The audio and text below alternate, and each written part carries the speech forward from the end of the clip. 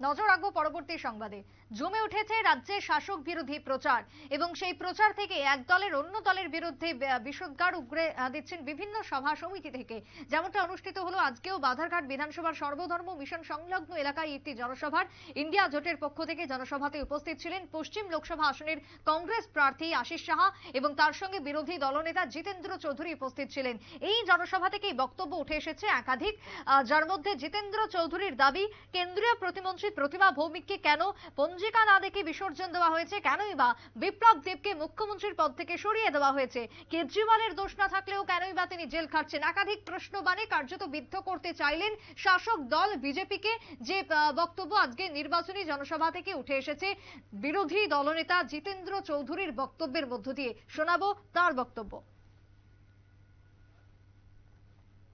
আমাদের এই অতীতের অনুভূতি যে নির্বাচন হবে, মতাদর্শের লড়াই হবে, নীতির লড়াই হবে এবং মানুষের স্বার্থে আমরা কথা বলবো।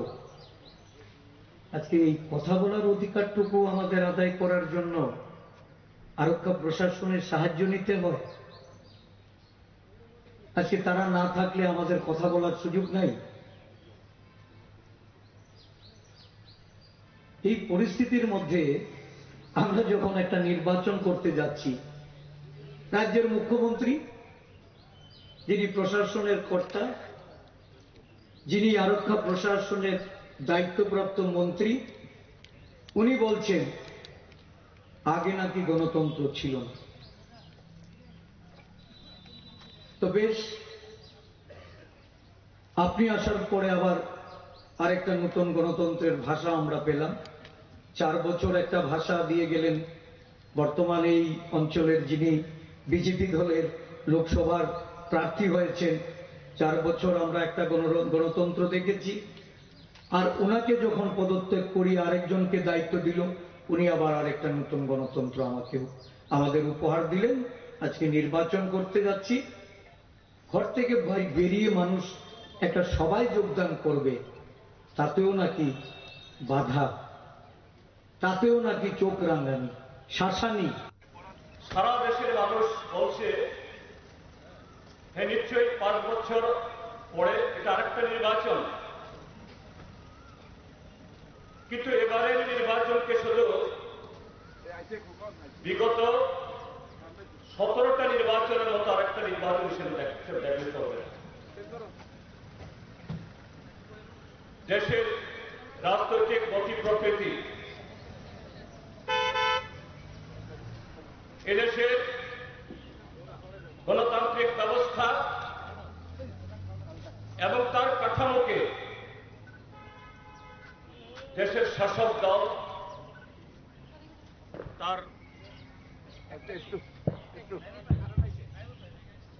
তার সর্বোচ্চ নেতা গত 10 বছর ধরে দেশকে যে দিকটায় ঠেলে দিচ্ছে, আজকে এটা শুধু আরেকটা সরকার তৈরি করার জন্য বা একজন সাংসদ তৈরি করার জন্য ভোট না, তার চেয়ে তো বেশি হল দীর্ঘ স্বাধীনতার আন্দোলনে লাখো শহীদের আত্মবলিদানের বিনিময়ে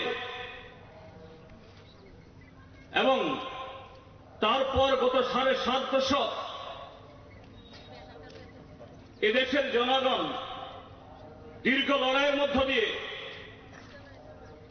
আমাদের দেশের গণতন্ত্রকে যে ভিতের উপর দাঁড় করিয়েছে, আজকে এগুলো সম্পূর্ণ ধূলিসাৎ করে দিতে চায়। প্রথমে শুনলেন আশিস সাহার প্রার্থীর বক্তব্য, অন্যদিকে শোনালাম জিতেন্দ্র চৌধুরীর বক্তব্য। অর্থাৎ একদিকে ক্ষোভ বিক্ষোভের যে ছবি ধরা পড়ছে, সেই ছবি এখন বিশেষ করে নির্বাচনী জনসভা থেকেও উঠে আসছে। ছোট্ট বিরতির পর ফিরে আসবো, সঙ্গে থাকুন।